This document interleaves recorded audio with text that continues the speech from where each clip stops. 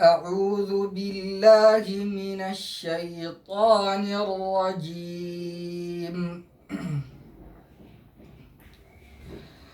لقد كان لسبإ في مسكنهم آية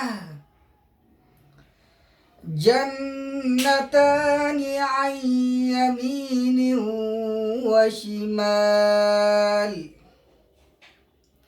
كلوا من رزق ربكم واشكروا له بلدة طيبة ورب غفور.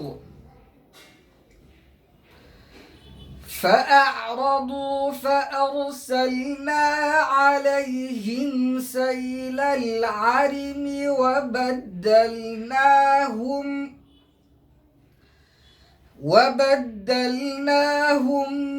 بجنتيهم جنتين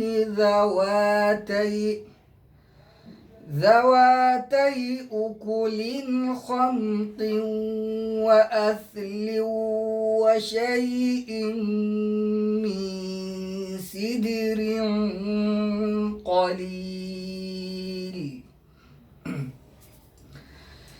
ذلك جزيناهم بما كفروا وهل نجازي إلا الكفور.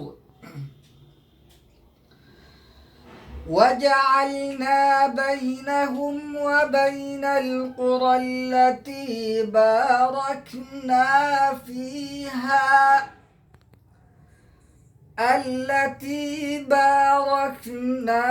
فيها قرى ظاهرة وقدرنا فيها السير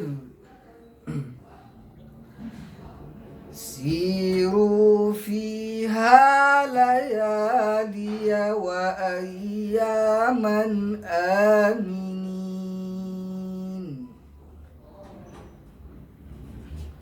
فقالوا ربنا باعد بين أسفارنا وظلموا أنفسهم فجعلناهم أحاديث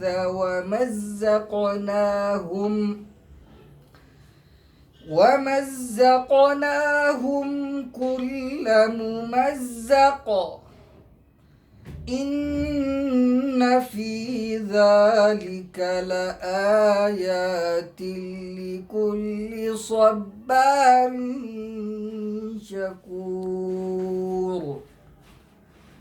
صدق الله العظيم.